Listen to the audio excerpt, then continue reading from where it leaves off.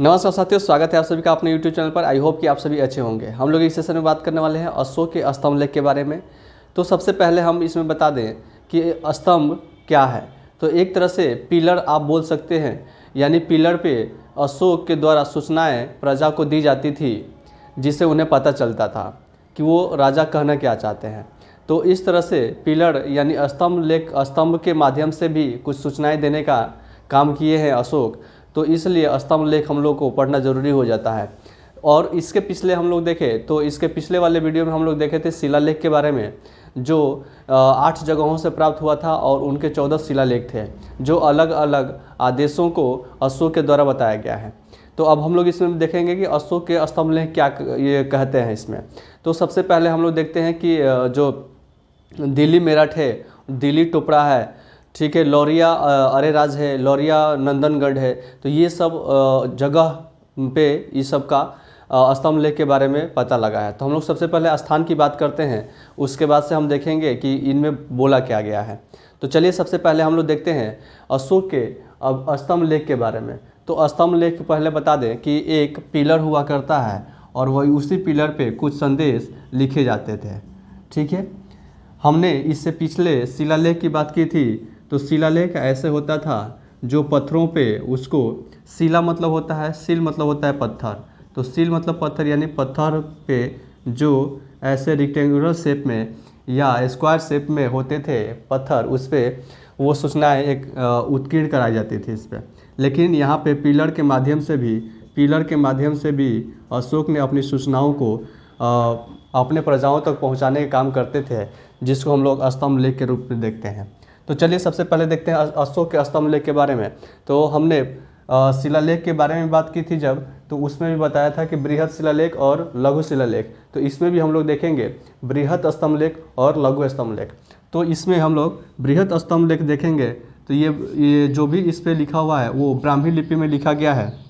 ये यहाँ पे 7 जगहों से प्राप्त हुआ है। तो 7 जगहों से प्राप्त हुआ है। तो सबसे पहले हम लोग देखते हैं कि दिल्ली मेरठ की बात करें तो यह स्तंभ फिरोज शाह तुगलक के द्वारा मेरठ से दिल्ली लाया गया था। तो दिल्ली मेरठ, ये पहले जो स्तंभ था कहाँ था? मेरठ में था। और ये जो तुगलक वंश के जो शासक है, ठीक है, फिरोज शाह तुगलक, इसके द्वारा मेरठ से उठा करके और दिल्ली लाया गया। ठीक है, उसके बाद से बात करते हैं दिल्ली टोपड़ा।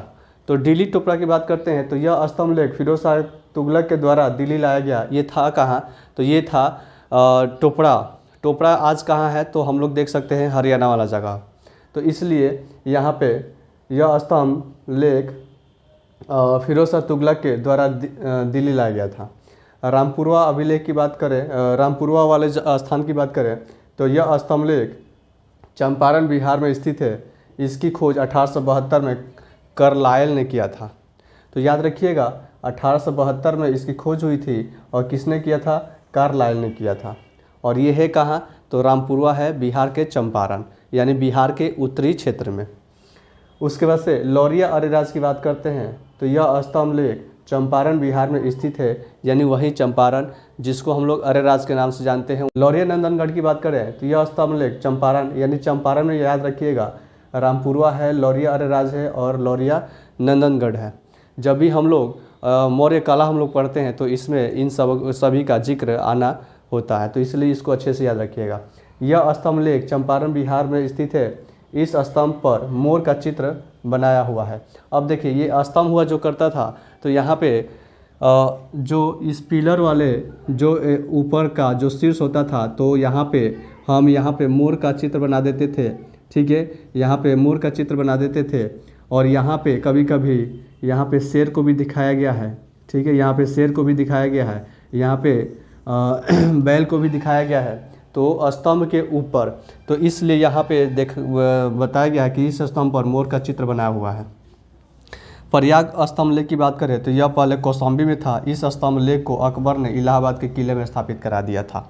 तो यहाँ से हटा करके और कौशाम्बी में था। जो कौशाम्बी किसको बोलते हैं? तो यहाँ पे हम लोग देख सकते हैं जो अयोध्या वाला क्षेत्र था। तो इसलिए प्रयाग स्तंभ लेख जो यह पहले कौशाम्बी में था, इसको हटा करके वहाँ से अयोध्या से हटा करके इलाहाबाद में लाया गया। क्यों? क्योंकि यहाँ पे अकबर का शासनकाल था। उसके बाद से हम लोग लघु, यहाँ पे सातवें की बात करें तो यहाँ पे 7 जो नंबर का अभिलेख है वो सबसे बड़ा, ठीक है, सबसे बड़ा क्या है? स्तंभ लेख है, याद रखिएगा, अभिलेख है, ठीक है। यहाँ लघु स्तंभ की बात करें तो सबसे पहले आता है कौशाम्बी स्तंभ लेख, सारनाथ स्तंभ लेख, सांची स्तंभ लेख, निगाली सागर स्तंभ लेख, रुमिनदेई स्तंभ लेख। आप सभी को याद होगा कि निगाली सागर और रुमिनदेई जो यात्रा के दौरान हो गए थे, तो कहीं ना कहीं हम लोग देखते हैं कि निगाली सागर की बात आएगी तो ये धम्म यात्रा का उल्लेख करेगा, और रुमिनदेई जो होता है ये क्या करेगा? यहाँ राजस्व को बताए थे कि 1/6 से घटा करके 1/8 कर दिया गया था, यानी धार्मिक कर जो बलि जो था उसको भी माफ़ कर दिया गया था। तो ये याद रखिएगा। हालांकि चलते हैं यहाँ से स्टार्टिंग से। कौशाम्बी जो स्तंभ लेख है, तो कौशाम्बी अभिलेख को रानी का अभिलेख कहा जाता है।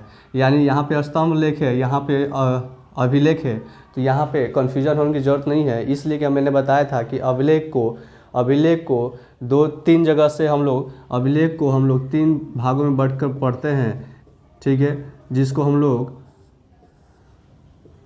शिलालेख, स्तंभ लेख और गुहा लेख। तो ये यदि इसको स्तंभ लेख बोले या अभिलेख बोले, बात तो वही हुआ।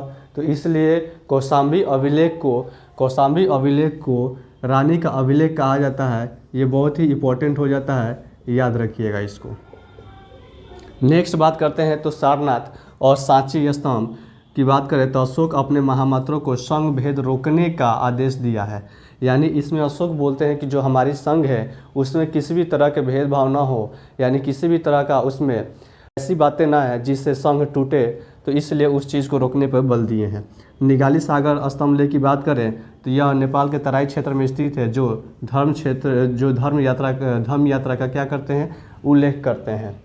उसके बाद से रुमिनदेई स्तंभ की बात करें तो यह अशोक का सबसे छोटा स्तंभ लेख, याद रखिएगा। सबसे क्वेश्चन ये किया जा सकता है कि अशोक के सबसे छोटे अभिलेख के रूप में स्तंभ लेख के रूप में है, जिसको रुमिनदेई अभिलेख कहते हैं। इसमें राजस्व कर 1/6 से घटा करके 1/8 कर दिया गया था। अभी आपसे हम क्वेश्चन कर रहे हैं कि 1/6 जो राजस्व कर था वो किसने निर्धारित किया था, ठीक है, याद रखिएगा।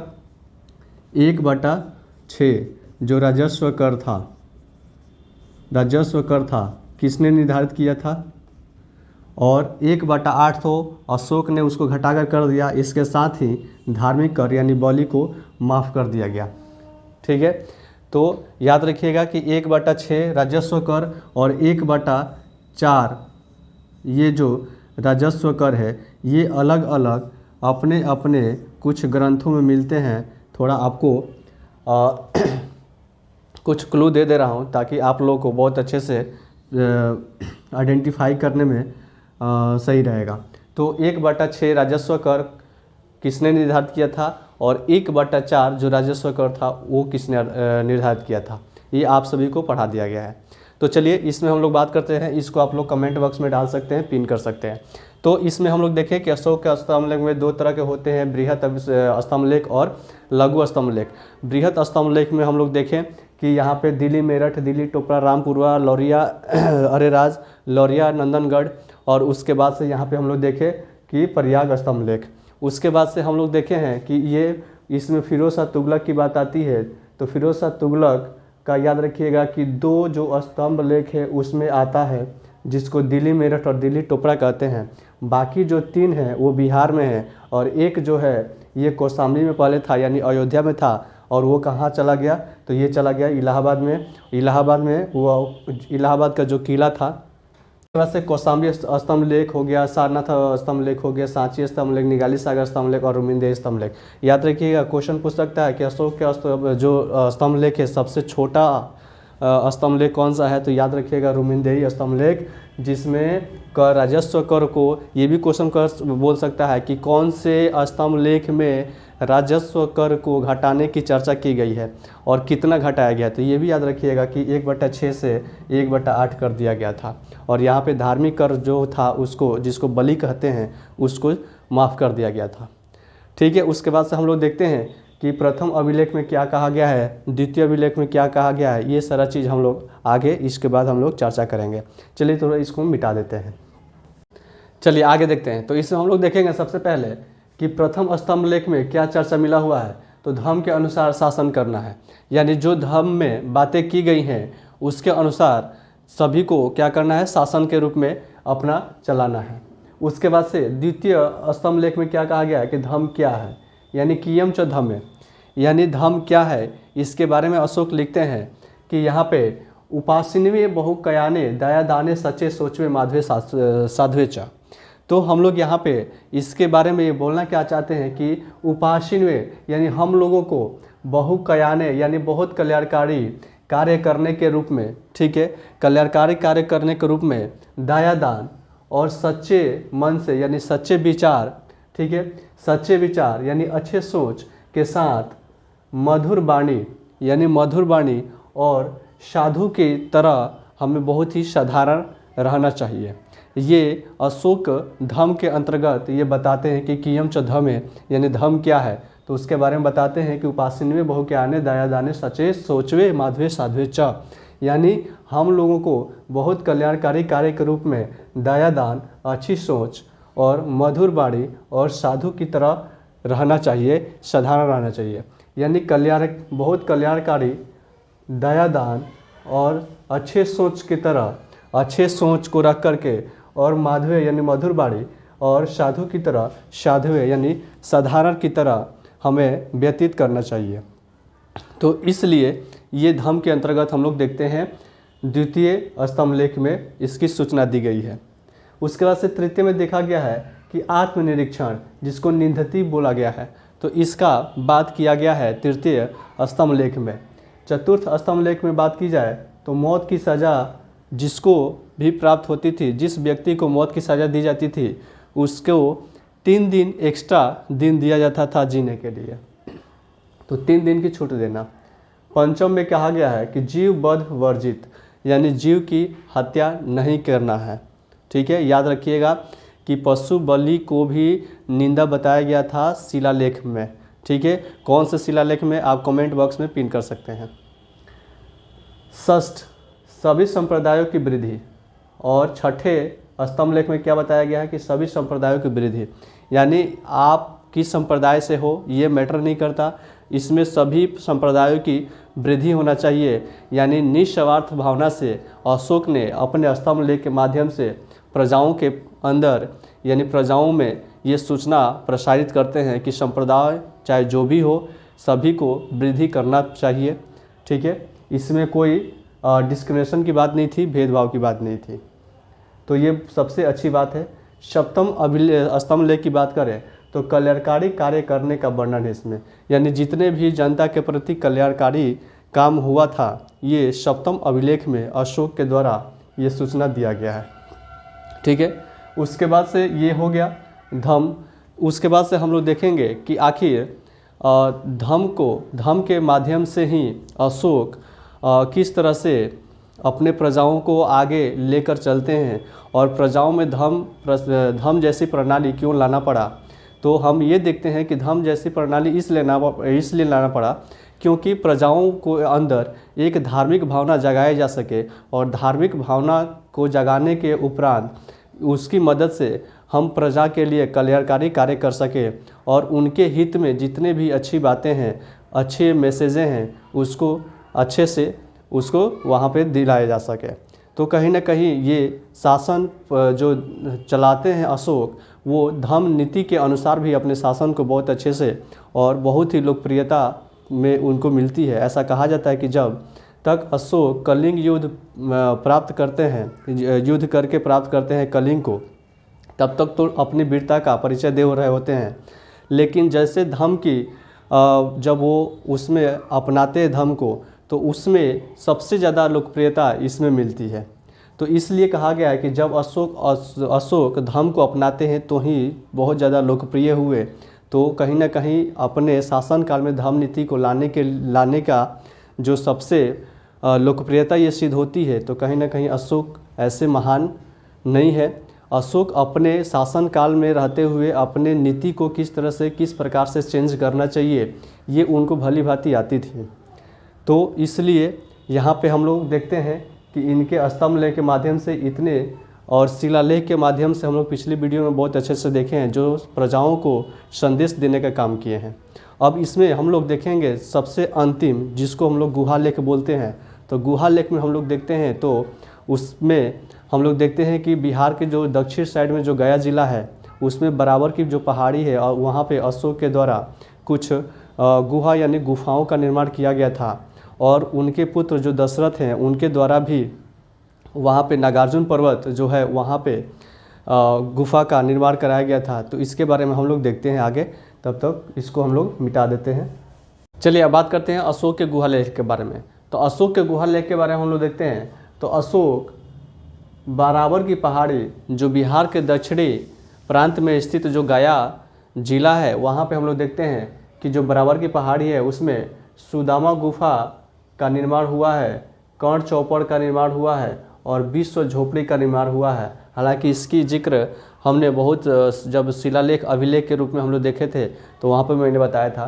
फिलहाल इसको देख लीजिए। तो इसमें सुदामा गुफा, कर्ण चौपड़ और विश्व झोपड़ी ये बराबर की पहाड़ी पे ये अशोक के द्वारा निर्माण किया गया था। ठीक है। और यहाँ पे अशोक के पौत्र जो दशरथ हैं, ठीक है, उनकी बात करते हैं तो नागार्जुन पहाड़ी पर ये गोपी नामक गुफा, वडिका और लोमवर्ष नामक जो गुफा है जो दशरथ के द्वारा निर्माण किया गया था। ठीक है। ऐसा कहा जाता है, यहाँ पे नोट में आप लोग ऐसे लिख लीजिएगा कि इसमें अशोक द्वारा आजीवक संप्रदाय जो होते थे, आजीवक संप्रदाय याद रखिएगा कि आजीवक संप्रदाय जो चंद्रगुप्त मौर्य के जो पुत्र थे बिंदुसार, बिंदुसार ने आजीवक संप्रदाय के फॉलोअर थे। ठीक है, याद रखिएगा। ठीक है। तो आजीवक संप्रदाय के जो साधु थे उनका निवास स्थान के लिए गुहा यानी दान के रूप में दिया जाने का विवरण आज भी सुरक्षित है। यानी अशोक ने आजीवक संप्रदाय को क्या कर दिया, दान में दे दिया रहने के लिए। यह सभी अभिलेख प्राकृत भाषा और ब्राह्मी लिपि में लिखे गए हैं। तो यानी इनका जो भी इस पे जो गुफा है यहाँ पे कुछ न कुछ अपने प्राकृत भाषा में संदेश के रूप में और ब्राह्मी लिपि में संदेश के रूप में और खरोष्ठी लिपि में भी यहाँ का जिक्र किया गया है। लेकिन यहाँ पे याद रखिएगा विशेषतः दो ही लिपि की बात आती है, प्राकृत और ब्राह्मी। ठीक है। और शिलालेख के अंतर्गत हम लोग बात करें तो यहाँ पे जो शाहबाज अभिलेख है और मानसेहरा अभिलेख है, इनका जो लिपि है वो खरोष्ठी है। आप लोगों को बताए थे कि जो भी अभिलेख लिखे गए हैं वो ब्राह्मी लिपि, प्राकृत लिपि, खरोष्ठी लिपि और अरमाइक लिपि, तो इसमें वो लिखा गया है। तो याद रखिएगा लिपियों के बारे में भी, यानी जब भी मौर्य साम्राज्य या मौर्य काल की बात आएगी तो हम लोग इन सभी लिपियों को याद रखेंगे और भाषाओं को याद रखेंगे। भाषा क्या थी, प्राकृत भाषा थी, यूनानी भाषा थी, अरमाइक भाषा थी। तो ये याद रखिएगा लिपि के बारे में भी और अरमाइक भाषा के बारे में। तो इतना चीज़ है जो अशोक अपने शासनकाल के अंतर्गत अपने अभिलेखों के माध्यम से बहुत ही इन डिटेल प्रजाओं को बहुत अच्छे से मैसेज देने का काम करते थे। ठीक है, मिलते हैं नेक्स्ट वीडियो में। तब तक के लिए नमस्कार। और आज इस चैनल पे जो भी हैं वो प्लीज़ चैनल को सब्सक्राइब करें और लाइक करें, कमेंट करें। मिलते हैं नेक्स्ट वीडियो में। तब तक के लिए जय हिंद, नमस्कार।